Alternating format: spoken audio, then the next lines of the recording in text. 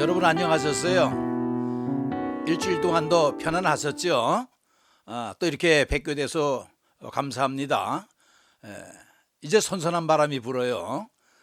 가을이 됐는데 우리 신앙생활에도 시원한 성령의 바람, 말씀의 바람, 은혜의 바람이 불어왔으면 참 좋겠습니다. 바라면서 오늘 기독교 복음의 핵심 진리 지금부터 나가도록 하겠습니다. 이 로마서는 여러분 두 부분으로 되어 있는 거 다 아시죠? 16장까지 되어 있는데 1장과 11장까지는 교리 부분을 다루고 있어요. 그리고 12장에서 16장까지는 생활 부분을 다루고 있습니다. 이렇게 두 부분으로 나누어 있는데 오늘도 변함없이 9장에서 11장까지는 교리 부분에 속하지만 특별히 9장에서 11장까지는 사도 바울이 유대인들의, 다시 말해서 이스라엘 민족의 구원 문제를 다루고 있어요. 왜 그런 거 아니? 자기는 이방인을 위한 복음 전도자로 부름을 받았으니까 아무래도 구원받지 못한 자기 민족이 참 이렇게 애처로운가 봐요. 그래서 사도 바울은 이 9장에 들어서면서 구원의 문제를 다루고 있습니다. 복음으로 자기 민족이 구원받지 못함을 몹시 안타까워하면서 자기 민족에 대한 사랑을 나타내고 있어요. 그래서 9장에서는 특히 이스라엘 민족의 구원 문제를 다루게 되겠습니다. 자, 오늘 본문 말씀 보겠습니다. 오늘 본문 말씀은 바로 이렇습니다. 내가 그리스도 안에서 참말을 하고 거짓말을 아니하니라. 나에게 큰 근심이 있는 것과 마음에 그치지 않는 고통 있는 것을 내 양심이 성령 안에서 나로 더불어 증언하노니, 나의 형제 곧 골육의 친척을 위하여 내 자신이 저주를 받아 그리스도에게서 끊어질지라도 원하는 바로라. 이게 무슨 말인 거 아니? 내 마음 솔직히 말해서 참말을 하는데 솔직히 말해서 내 속에 근심덩어리가 하나 있다는 거예요. 그런데 그 근심덩어리는 작은 게 아니라 큰 건데 아주 고통스럽대요. 이것은 양심이 성령에서 나를 증언해주고 있는데 그게 뭔고 하니, 내가 일가 친척 내 민족에게서 끊어질지라도 저주를 받더라도 정말 우리 유대인들이, 우리 민족이 구원을 받았으면 좋겠다 하는 강렬한 그 민족에 대한 사랑을 이렇게 사도 바울이 나타내고 있습니다. 자, 그럼 볼까요? 근심 내용이 뭐냐? 본문을 보니까 동족들의 구원 문제입니다. 사도 바울이 유대인이니까 유대인의 구원 문제죠, 그렇죠? 그 정도는 어느 정도냐? 큰 근심이라고 그랬어요. 2절 보니까 great sorrow, 슬픔이라고 그랬죠? 여러분이 마켓 가면 great open이라고 그랬죠? 큰 걸. 근심을 크다고 그랬어요. 근데 heaviness, heavy는 이게 명사형인데 무겁다는 거예요. 큰 근심을 그렇게 표현했고요. 그것은 그치지 않은 고통, 고통은 anguish라고 그러는데 그것은 고민을 얘기합니다. 괴로움을 얘기합니다. 큰 고통이 내 마음속에 있어. 근데 그게 너무 고통스러워. 그게 내가 우리 민족의 구원의 문제인데 내가 저주를 받아가지고 그리스도에서 끊어질지라도 이 고통만은 해결했으면 좋겠다. 민족의 구원 문제, 그 얘기를 하고 있는 겁니다 지금. 그래서 근심의 내용 알았죠? 민족에 대한 구원 문제. 이것은 동족을 위한 참을 수 없는 바울의 심적 고통을 말하며 그것이 하나님의 예정에 있어서, 하나님의 작정, 계획에 있어서 이스라엘의 불신 때문에, 왜? 하나님을 믿지 않고 메시아를 보내줘도 이렇게 받아들이지 않고 했기 때문에 구원에서 멀어졌으니까 현실은 그렇게 인정을 해도 자신이 멸망을 감수하고라도 자기 백성들의 구원 문제가 해결됐으면 좋겠다는 간절한 소원 내지 심정을 여기서 토로하고 있어요. 참으로 나라 사랑과 민족에 대한 절실한 심정을 나타내고 있는 것입니다. 자, 우리가 로마서를 보면서 그 바울의 애끓는 민족애를 나타내고 있는데 오늘 내가 한 사람을 소개하려고 그래요. 신학자 가운데 본회포라고 하는 사람인데 여러분 요새 시국을 맞이해서 우리나라에 어떤 현상이 벌어지고 있냐면 지금 위기를 당해서 저 광화문에서 또 청와대에서 지금 신앙운동하고 있는 사람이 있죠. 위기 가운데 있다고 그래서 민족운동하고 있는 사람이 있습니다.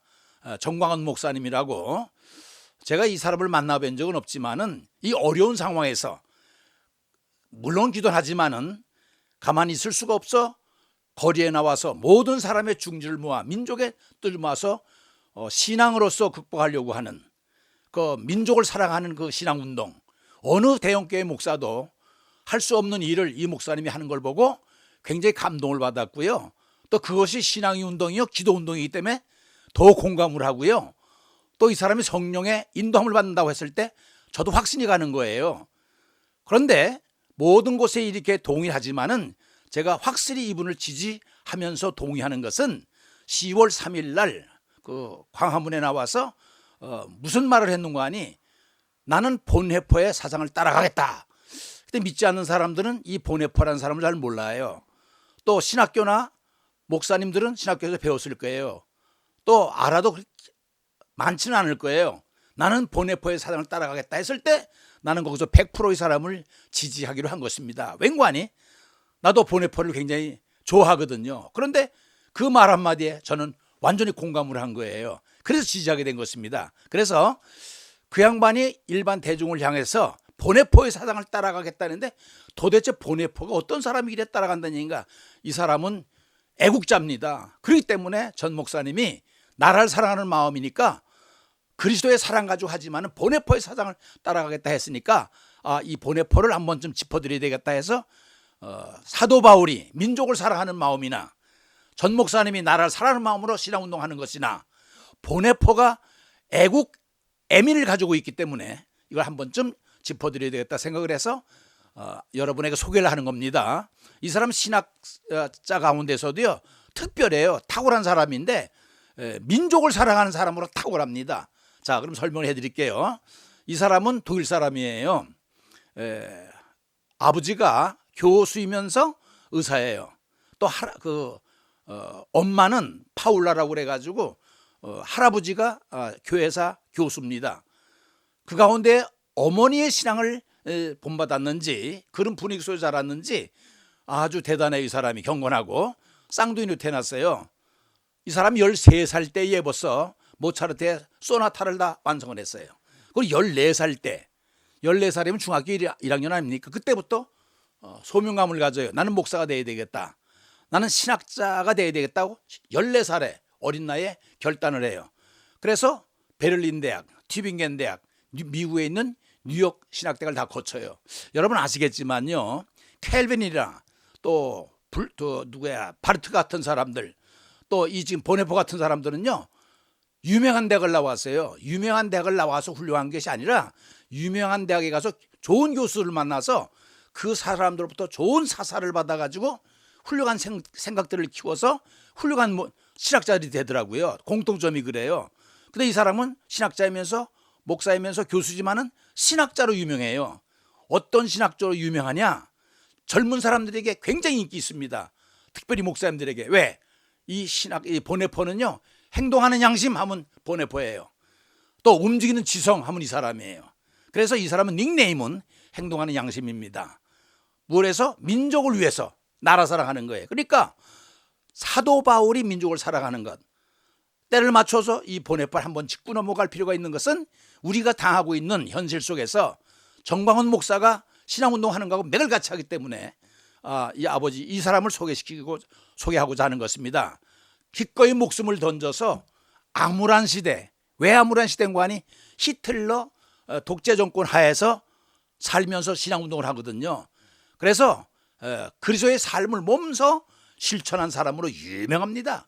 그래서 여러분 꼭 기억하세요. 행동하는 양심 보네포. 신학자 가운데 독특해요. 자, 그러면 이 사람의 신학 사상을 한번 볼까요?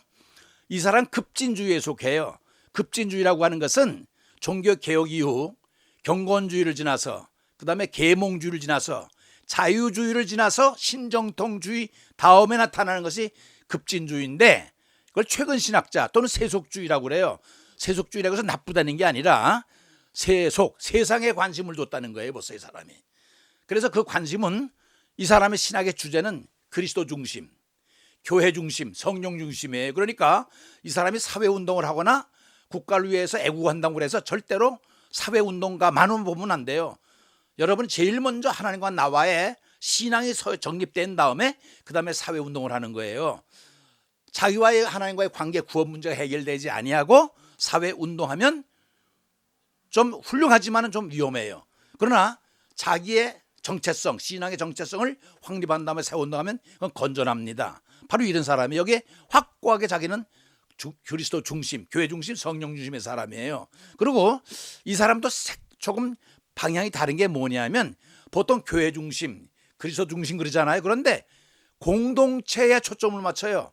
물론 교회가 공동체지. 그러나 그런 교회적인 공동체가 아니라 그 공동체를 이루고 있는 교인들, 사람에게다 초점을 맞춰요. 알겠지요? 그 뉘앙스가 다르죠. 교회라고는 공동체보다는 그 속에 있는 사람들에 초점을 맞추고 있다는 거예요.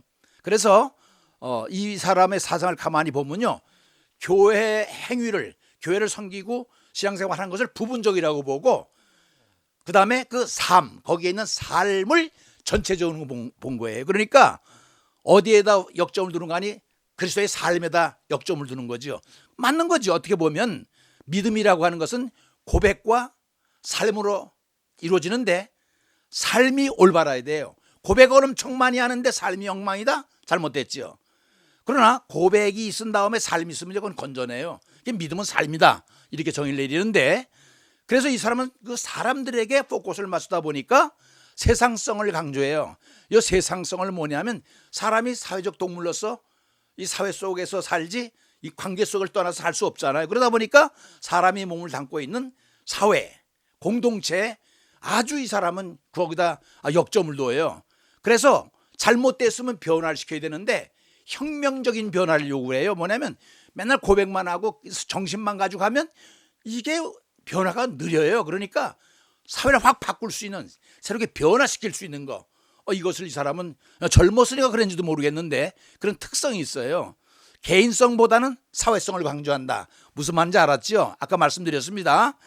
개인보다는 사회성, 사람의 삶에다가 사회에다 더 강조를 하는 거예요. 그러니까 이 사람은 썩어져가는 삶, 불법의 삶, 잘못된 것, 죄 짓는 삶, 이런 것은 용납이 안 되는 거예요, 이 사람한테는. 그래서 이 사람은 특별히 인간의 자유와 자율성을 강조하는데요. 우리 사람이 하나님의 형상으로 지음받았다고 그러지요.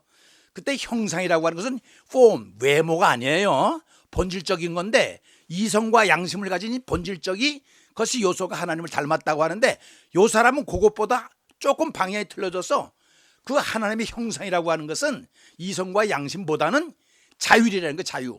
하나님이 자유스럽듯이 우리도 자유롭게 만들어졌다는 거예요. 그러니까 이 인간의 책임을 더 강조하죠. 어떻게 보면 참 건전한 신앙이라고 할 수도 있어요. 무슨 말인지 알겠죠? 우리 맨날 고백만 하고 생활의 변화가 안 되잖아요. 그런데 이 사람은 생활에 포커스를 맞추니까 신앙은, 믿음이라는 삶이란 얼마나 멋있어요. 그렇죠? 그래서 이 사람은 예수는 사람을 종교로 부른 것이 아니라 삶으로 불렀다. 이해되지요? 종교적인 형식이 아니라 고백보다는 중요하지만은 삶으로 불렀다는 거예요. 그래서 저도 목회 생활하면서 신앙이 뭐냐? 신앙이라는 고백과 삶으로 이루어지는데 고백도 중요하지만 삶이 더 중요해요. 그래서 믿음은 삶이다. 저는 이렇게 정의를 내리는데 이런 사람과 생각을 같이 해요. 그래서 여러분은 어떻게 생각하는지 모르겠어요. 그래서 그의 관심은 기독교의 세상성이라고 지금 얘기를 했죠. 사람이 관계를 떠나 살 수 없듯이, 사회를 떠나서 살 수 없듯이 그 사회를 보는 거예요. 에? 그런데 여러분, 이 사람의 사상적 영향을 미친 것은 그 시대적인 상황과 뗄 수가 없어요. 왜냐하면 여러분, 이 사상을요 만들어내는 것은 역사 속에 보면 두 가지예요. 하나는 전쟁 때문에 사상이 발생이 되고요. 또 하나는 과학기술이에요. 이 과학과 전쟁이 역사 속에서 사상을 만들어내요. 그런데 이 보네포가 살던 시대가 어떤 때냐면 히틀러 정권 시대예요. 그러니까 히틀러가 집권하니까 나치당이 시작된 거죠. 거기서 투쟁성을 배워요, 이 사람이. 스트러글 어게인스트라고 그랬어요. 또 2차 대전이라고 하는 배경이니까 거기서 항거성을 배워요. 레지스탄스. 그러니까 2차 대전 당시에 히틀러 집권 당시니까 투쟁성과 항거성, 이것이 동시에 이 사람에게 맞물려 가지고 이 사람이 종교운동을 하는 거예요. 그래서 1933년 1월 30일 독일의 제3공화국이 나치당이 시작이 되죠. 이 히틀러가 정권을 잡잖아요. 그래서 1월 30일 날 나치당이 잡으면서 2월 1일부로 이제 총통이 되면서 이제 12년 동안 이 독재 시대가 되는 거예요. 그런데 이 독재자들이 딱 트게 되면 제일 먼저 서구에는 죽어다 기독교가 지배를 하고 있잖아요. 그런데 제일 먼저 이 독재자들이 하는 일이 있어요. 뭐냐면 기독교를 끌어들이는 거예요. 꼭 그래요. 그래서 기독교를 끌어들여서 자기 편을 만들어 놓은 거야. 왜? 공산주의하고 기독교는 양립할 수 없거든요. 그래서 자기 편을 끌어들이는데 히틀러가 교회들을 끌어들여 가지고 뭘 만드는 거 아니? 독일 기독교 신앙 운동이란 타이틀을 걸고 교회를 많이 끌어들여요. 자기 편으로. 그래서 뭐라고 얘기를 하니? 민족교회라는 타이틀로 독일 기독교 신앙 운동을 이제 나치가 하니까 이 보네포가 참지를 못하고 이건 아니거든요. 독재 수단으로서 교회가 쓰는 걸 보고 독일 고백교회를 만들어요. 이건 속성은 어떤 거냐? 이건 보복운동이죠. 그러니까는 나치에 속한 사람은 민족교회를 만들고 보네포는 보복운동, 이게 상극이 되는 거죠. 이게 투쟁이 되는 거예요. 그래서 투쟁성과 항거성을 가지면서 이 사람이 하는데 투쟁은 누구하고 하는 거 아니? 나치당과 하는 거죠. 항거는 누구한테 하냐? 똑같이 이제 교회를 들고선 싸우는 거예요. 그래서 투쟁은 고백 교회를 통해 항거는 어떻게 하냐면요. 나치 히틀러 암살단에 들어가요. 이 사람이 내시상소에 들어가가지고 히틀러 암살시키려고 지금 얘기하면 김정은이를 죽이려고 암살을 이렇게 비유가 비약된지 모르겠지만 운동에 들어가는 거예요. 대단하지요 목사님이. 그렇죠? 맨날 앉아가지고 하나님 이 나라를 바로잡아 주옵소서, 저 독재 정권이 무너지게 없어서 목사님 이렇게 기도만 하고 있어요. 이 사람은 직접 가담에 들어가는 거예요. 암살단으로 들어가요. 그래 여러분 이걸 아세요? 투쟁성으로서는 고백교회를 만들어 교회끼리 투쟁을 하는 거예요. 그 나치당의 교회와 그 다음에 항거는 암살단으로 들어가요. 교수직을 포기했다는 게 뭔고 하니? 이 사람이 니버 유니언 신학교, 미국에 있는 유니언 신학교에 가서 거기서 공부를 했는데요. 마치고서는 이제 니버라는 친구, 유명한 사람이에요. 라이언홀드 니버라는 사람 유명하고 레만도 유명한데 가지 말라고 그랬어요. 너 가면 죽는다고. 그렇지만은 이 사람이 젊은 나이에 뭐라고 하고 그런 줄 알고 가는 줄 아세요? 먼 훗날 우리 민족이 후손들이 당신이 우리 민족이 어려움을 당했을 때 당신은 뭐 했냐 했을 때는 뭐라고 대답하겠는가? 그리고 모든 그 교숙을 뿌리치고선 독일로 가가지고선 민족교회, 독일 고백교회 세워가지고 그냥 나치들하고 대항을 하고요. 직접 암살단에 들어가서 활약을 하는 거예요. 대단한 거 아닙니까? 대단한 거예요. 젊은 사람이. 그래서 이 사람을 갖다 행동하는 양심이라고 그래요. 그래서 결국 1943년 4월 5일에 이 사람이 지하당에서 움직이다가 게스타포에게 체포가 돼요. 그래서 2년 동안 옥고 생활을 치르면서 있다가 1945년 4월 9일 날 교수형에 아까운 39살 날에 죽어요. 여러분 참 아깝지 않습니까? 그래서 계속 그 투쟁하다가 죽는데 히틀러가 언제 자살해요? 1945년 우리나라 해방되던 해 4월 30일 자살을 하죠. 근데 이 사람은 4월 9일 날 체포돼 가지고 히틀러가 자살하기 20일 전에 4월 30일 날 죽었는데 이 사람은 4월 9일 날 교수형을 당해요. 그래서 아까운 나이에 정말 민족을 위해서 나라를 사랑하면서 투쟁하다 죽고 간 행동하는 양심, 움직이는 지성. 그래서 오늘 우리 이 시대에 이런 사람이 필요하다 생각이 됐고 마침 사도 바울이 나라를 위해서 민족을 위해서 참 이렇게 안타까워하는 이 본문이 나와 있기에 이 사람을 소개하는데 여러분 이 말씀을 기억하면 좋겠어요. 그날도 보니까 10월 3일 날 정광한 목사가 이런 말씀을 하더라고. 이거 아는 사람만 알아요. 이거 꼭 기억하세요. 왜냐하면 보네포가 독일로 갈 때 이런 말을 했어요. 미친 운전사가 대로로 자동차를 몰고 간다면 그 자동차에 뛰어올라 핸들을 빼앗아 차를 멈추게 하는 것이 당연하다 이 말하고 해요. 그러니까 요전에 그 전 목사님들이 얘기를 하더라고. 미친 운전자가, 미친 지도자가 잘못 운전하면 가만히 보고 있냐. 그러니까 모든 목사님들은 기도만 하십다. 한심해요. 지금 이 미친 사람이 운전을 하고 가서 그걸 막아야 되는데 하나님 도와주세요. 아니 여러분의 집에 불이 났는데 자꾸 타는데 끌 생각은 안 하고 하나님 아버지 이 불을 꺼주세요. 기도만 한다고 되는 게 아니에요. 기도는 기본적인 거예요. 하나님이 기도하는 사람을 써서 구하라, 찾으라, 문을 두드리라, 액션 하라는 거예요. 이 말 꼭 기억하세요. 미치는 존사가 대로로 자동차를 몰고 간다면 그 장소에 뛰어올라야지요. 앉아서 하나님 아버지 자동차를 멈춰주세요. 말이 됩니까? 현대를 빼앗아 차를 멈추게 하는 것이 당연하다고 간 거예요. 알았죠? 이 사람의 됨됨이를 보고서 알 수 있겠죠? 멋있는 사람이에요. 불의와 싸울 수 있는 멋있는 사람. 이 보네포 우리가 본받아야 될 것 같아요. 그래서 이 사람들이 이런 말을 했잖아요. 예수는 사람을 종교로 부른 것이 아니야. 교회 가서 예배 보고 좋아. 그런 거 좋지만은 부른 것이 아니라 삶으로 불렀다는 거예요. 행동하라는 거예요. 삶을 변화시키려는 거예요. 왜 우리 한국 사람이 1200만이 기독교인 됐으면 우리는 민주화되고 남아야 되는 안 되는 이유가 뭐냐? 교회 가면 맨날 고백만 해. 그냥 하나님 사랑하세요. 축복해 주세요. 할렐루야 도와주를 믿습니다. 나오면은 삶을 살지 않기 때문에 이 신앙과 삶이 이꼬르가 안 되기 때문에 이 모양 된 것입니다. 그러면 이 사람의 사상이 얼마나 정확합니까? 신앙은 삶이에요. 내 이웃을 내 몸같이 사랑하라고 그랬잖아요. 삶이에요. 신앙은. 이 사람은 꼭 사도 바울의 정신과 더불어서 이 사람을 기억해 줬으면 좋겠어요. 보내봅니다. 자, 그러면 사도 본문으로 돌아가겠습니다. 무슨 근심의 삼중적이라고 그랬는데 고통이 있는 것을 내 양심이 성령 안에서 나로 더불어 증언한다. 양심과 성령이 내가 삼중적으로 증거를 한다는 거예요. 이건 뭐 그렇게만 아시면 되겠고요. 자, 또 계속 나가겠습니다. 근심이 큰 이유가 뭐냐? 하나님의 예정에서 이스라엘의 불신이 사실이기 때문에. 왜? 하나님의 예정 속에서 특별히 택한 민족인데 그래서 그 메시아 구원할 자를 보내줬는데 거부를 했잖아요. 그러니까 거부했으니까 구원이 이루어질 수 없는 건 당연한 거 아니겠어요? 예정 속에서 하나님 계획 속에서 틀어져 나갔으니까 어쩔 수 없잖아요. 믿어야 되는데 불신했잖아요. 둘째는 그리스도께서 육신으로 유대 민족으로 나셨기 때문에 뭐냐면 예수님도 유대 민족이죠. 그러니까 자기 민족을 위해서 이렇게 구원을 위해서 했는데 거부한 거예요. 거부했잖아요. 그러니까 예수님께서 뭐라고 그랬어요? 수르보닉의 여인과 만났을 때 그랬어요. 나는 이스라엘 민족의 이스라엘의 그 잃어버린 양을 위해 찾으러 왔지 이방을 위해서 오지 않았다 그러잖아요. 유대 민족의 구원을 위해서 왔다는 거예요. 그런데 유대인들이 거부를 하는 거예요.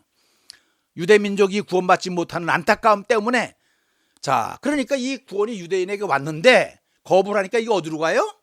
이방인에 먼저 가는 거예요. 이방인 누구예요? 유대 민족 아닌 민족들, 우리 같은 민족들에게 먼저 가는 거예요. 이걸 보니까 사도 바울이 유대인으로서 자기 민족의 구원을 놓치게 되니까 얼마나 안타깝겠어요. 그런 내 민족이 내가 예수 그리스도에게 끊어질지라도 내 민족이 구원받는 걸 난 소원한다. 뭐냐면 민족이 누구예요? 가깝게는 자기 가족 아니에요. 친족이. 그 친족에게 끊어질지라도 나는 이걸 해야 되겠다는 것은 뭐냐면 그만큼 민족을 사랑하고 애정을 가지고 있는 거예요. 알았죠? 자, 근심의 이유가 바로 오신 메시아를 거부했기 때문에 그런 거예요. 많은 특권을 받았음에도 불구하고 얼마나 많은 특권 받았어요? 많은 민족 가운데 선택받았죠? 율법도 받았죠? 아브라함을 통해 약속도 받았죠? 복의 민족 만들겠다고? 또 메시아를 보내줬잖아요. 구원자를 보내줬잖아 유대인에게. 또 놀라운 사실 성령까지 보내줬잖아요. 사도행전에서. 이걸 다 거부한 거예요. 다 거부해버린 거야. 이러니 사도 바울이 유대민족으로서 얼마나 민족을 보면서 안타까워하는지 이해가 되시죠? 이방인의 다수가 구원에 우선적으로 참여했으나 왜 그래요? 유대인에 왔지만 거부하니까 이게 이 구원이 이방인을 먼저 간 거예요. 그 이방인의 선교사가 누구예요? 사도 바울 아닙니까? 그래 얼마나 속이 터져요. 내 민족을 제껴놓고 구원시켜놓고 간다면 얼마나 아름답겠어. 그런데 구원에서 제외된 민족을 보면서 이방 민족을 이렇게 복음을 전하니까 얼마나 속이 터지겠냐고요. 그래서 오늘 본문을 이렇게 안타깝게 사도 바울은 얘기하고 있는 거예요. 반대로 유대인의 다수가 구원에 거부되었기 때문에다. 거부된 건 뭐예요? 구원에서 밀려났다는 얘기죠. 민족의 죄가는 이렇다. 어떤 죄를 저질렀나 봐요. 이스라엘은 선택받은 히브리 민족 아닌가. 히브리라는 뜻은 강을 건너왔다 라고 하는 뜻이라고 그랬죠. 선택받은 민족이야. 많은 민족 가운데. 그런데 저들은 율법에 매인받아요. 목이 고든 백성. 이거 사도행전 7장 50절에 나오는데요. 이스라엘 민족이 얼마나 못돼 먹었는지 그 인간성, 인격이라고 할까? 그걸 한마디로 목이 고든 백성이라고 해서 딱 대든단 말이에요.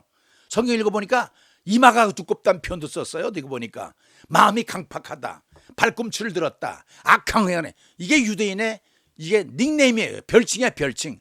얼마나 하나님께 대들었으면 목이 곧은 백성, 얼굴이 이마가 두껍고 마음이 강팍하고 악행, 야, 나쁜 형용사는 다 붙은 것 같아요. 이런 것이 못된 민족이 됐다는 거예요. 그런 교만함과 악행으로 메시아를, 결정적인 실수는 뭐 선지자를 원고 모르고 죽였다고 그래.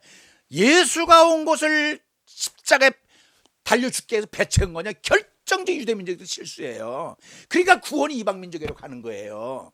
십자가에 못 박아 생명의 주를 죽였다. 사도행전 3장 15절에 너희가, 베드로의 설교에 나오는 거 아닙니까? 너희가 생명의 주를 십자가에 못 박게 죽였다고 소리 높여 얘기하는 거예요. 안타까움에 없이 하소서 저를 십자가에 못 박게 하소서. 저는요 이 말씀을 읽을 때 소름이 돋아요.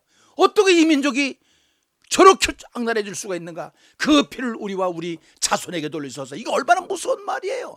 그래서 예수님을 십자가에 못 박힌 그 죄악으로 2000년 동안 나라 없이 방황하면서 독일에 잡혀서 300만이나 거기서 가스를 죽고 유랑하면서 2000년 동안 유랑민족이 된 건요, 그 피를 우리와 우리 자손에게, 이거 무서운 말을 함부로 내뱉은 거예요. 그대로 된 거예요. 십자가 예수를 죽고도 우리에게 자청한 거야. 십자가에 못 박고요 하고 그 피를 우리에게 돌려달라고. 야, 이렇게 맹한 사람이 어디 있습니까? 전 진짜 맹한 사람들이에요. 그렇잖아요? 이제 아셨지? 얼마나 유대인들이 아주 악랄했으면 사도 바울이 이렇게 안타까워하는지. 인류 구속을 위해 보내준 메시아를 배척했어. 불법으로. 왜 불법이라고 그랬는 줄 알아요? 정당한 재판은요 오전 9시에 열려요. 유대인의 회의에서 이렇게 절차받게 돼 있는데, 불법으로 밤새껏, 밤에 금요일날 밤에 잡아왔잖아요. 예수를 밤새껏 처리한 거예요. 빌라도 안나스하고 대제사장 뜰했어. 그리고 빌라도에 넘겨줘가지고 오전 9시에 벌써 십자가를 지게 만들었으니 이게 얼마나 악랄해요. 그것도 정식으로 두세 증인이 있어야 되는데 증인이 없으니까 그냥 성전을 갖다 3일 만에 짓는 자요. 이렇게 증인도 없이 했지요. 그 다음에 빌라도는 놔주려고 그렇게 애를 썼잖아요. 놔주려 했는데도 그냥 강제로 맡겼잖아요. 이게 불법이 전부 다. 정당한 법으로 처리된 게 아니에요. 예수님이 십자가에 달아 잔인하게 죽인 거예요. 왜 잔인하냐? 십자가는요 1급 살인형에 속하는 거예요. 아주 악랄한 사람만 십자가에 처형하지 웬만하면 그렇게 안 하는데, 예수님을 1급 사형수로 해당해서 처리해버린 거예요. 이거 얼마나 나빠요. 아주 방법도.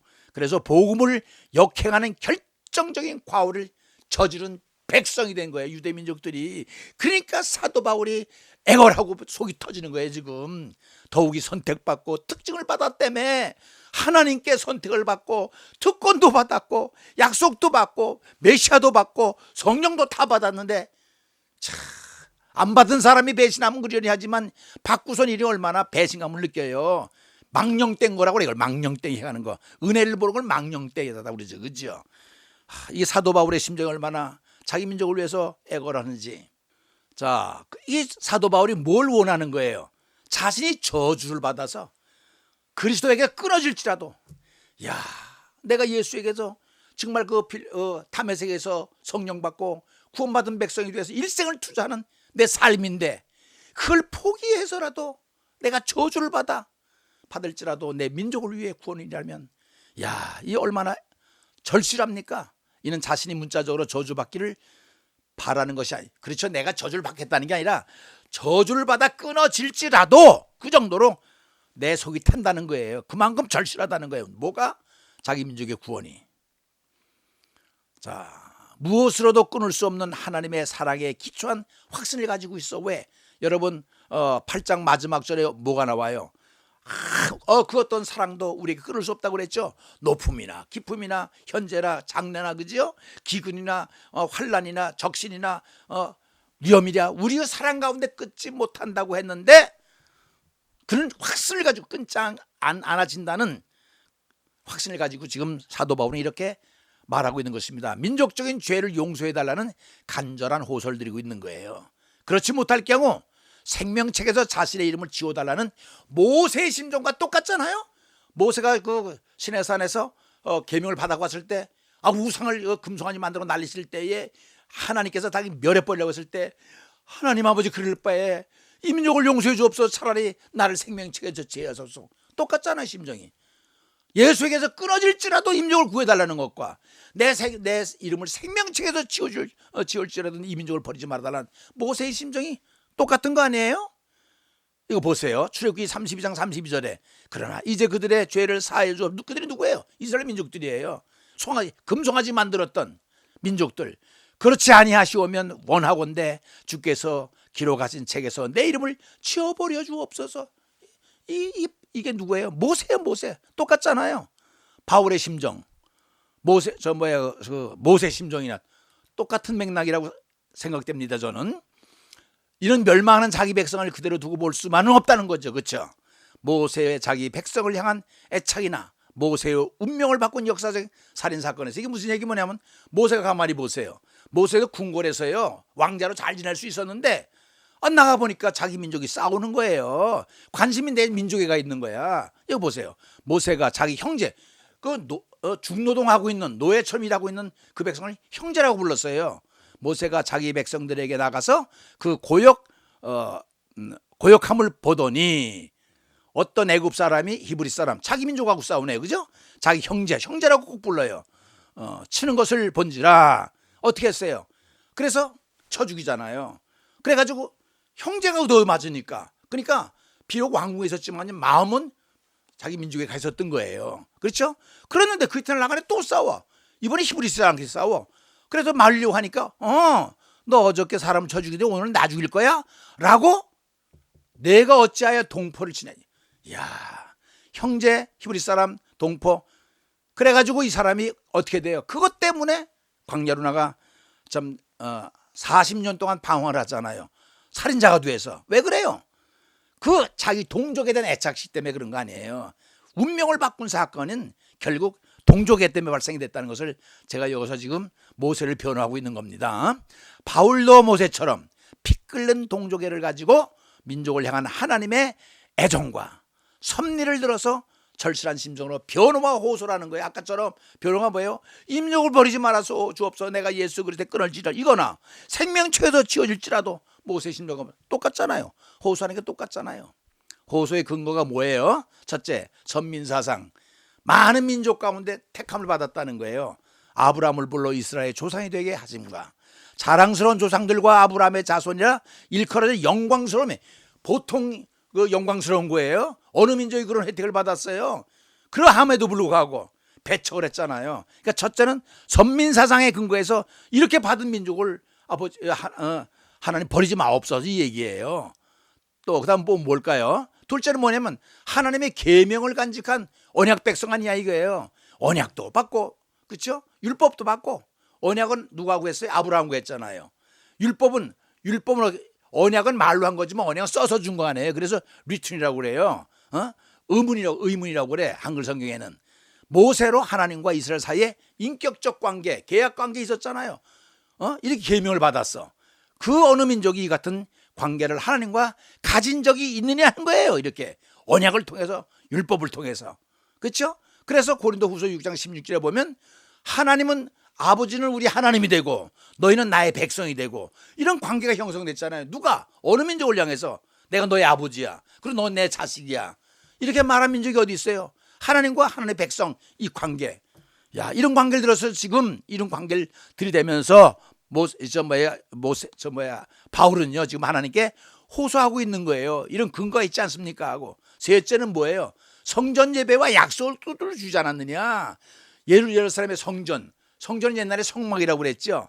제사를 받잖아요. 어느 민족이 성전을 줬어요? 어느 민족에 5대 제사를 줬어요? 3대 절기를 줬어요. 이거 다 뭐냐면 절기나 제사는 하나님께 나아가 하나님 영광때가 하는 거 받드는 거 아니에요? 절기는 매 해마다 기억하라고? 이런 걸 누가 받았어요? 유대민족 받았잖아.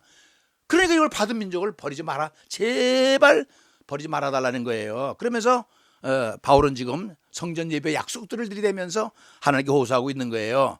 저들의 간구를 들으시고 응답하시고 시편 34편 4리 뭐래?